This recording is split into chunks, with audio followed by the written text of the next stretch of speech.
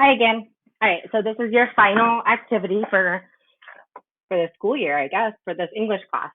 Um, Here you're just going to fill out a backwards outline. Again, if you've been with us since the beginning of the year, this is something you've done before. If you haven't, that's okay. Backwards outline works backwards.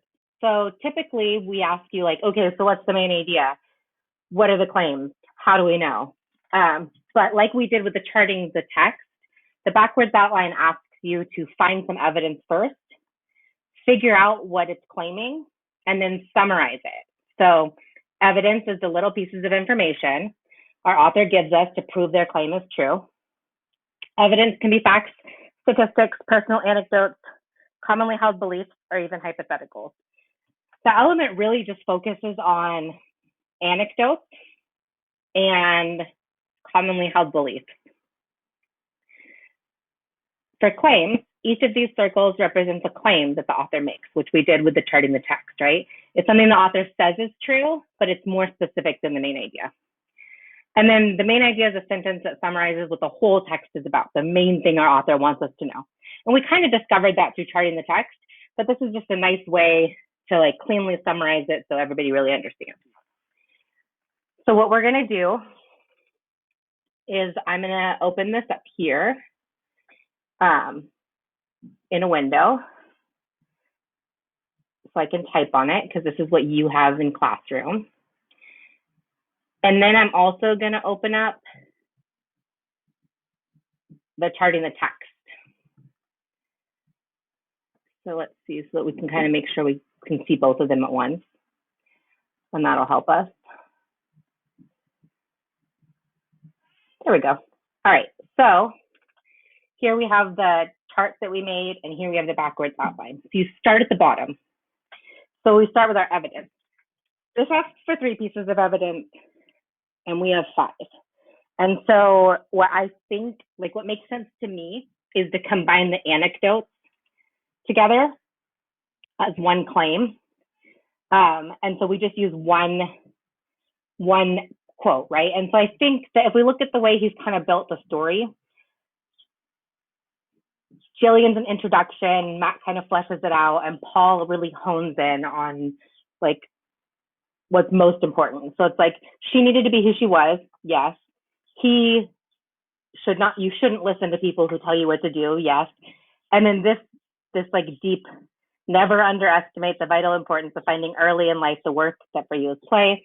This turns possible underachievers into happy warriors. I think that sums up all 3, right? Jillian, Matt, and Paul. So I'm going to copy that and I'm going to put that here.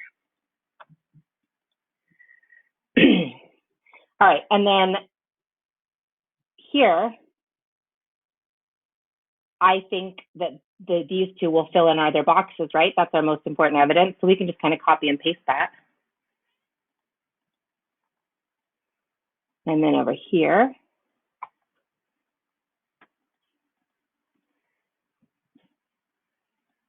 all right, so you can resize these text boxes to make it look neater if you want to. You really don't have to. That did not work at all. Let's undo that.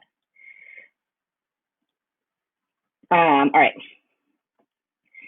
So then we have the claims, right? So here, for never underestimate the vital importance of finding early in life the work that for you is play, whatever you wrote here would kind of fit neatly in this box. And then here matches this box. This is why charting the text is so important, because if you do that, your work is basically done for you. And then here, the biggest limitation, defining your element. Actually, I'm going to change this one. This one talks about like different factors. So I'm going to make this say like there are a variety of factors causing the limitations, including peers, culture, ourselves, and education. Okay, and the reason I changed that is because like I want our main idea to really cover this part. So um, our our main claim has to incorporate like all three of these together, right? So, but shorter, because you don't want your claim to be 3 sentences long. You want it to be one sentence. So it's important to find out early what you enjoy. That can also be a career. Discovering what you do well that you also like to do is how you find your element. The biggest limitation to finding your element lies within the educational system. So let's see. I would say that um, it is important to discover your element early on in life, but the biggest limitation to this lies within the educational system. That's really what I think he's saying, right? Like, how important is it that you find that element, and what is stopping us from doing that? And so I'm comfortable with this. I think it's nice. Um, this doc has the background like this because it's really meant to be printed out. So I might take some time cleaning this up, but you don't have to. I'll take it however you want to. And I'm sure your other teachers will as well. And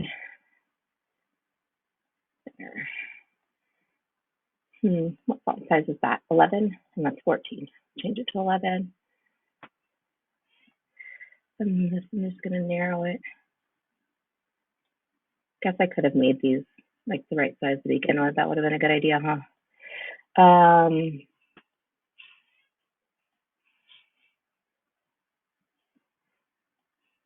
Okay, and then almost.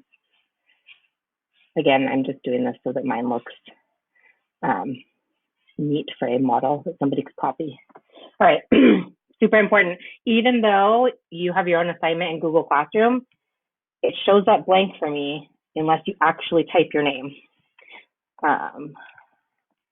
You are. The period and date is optional if you're at Madison. If you're at other sites, check with your teacher.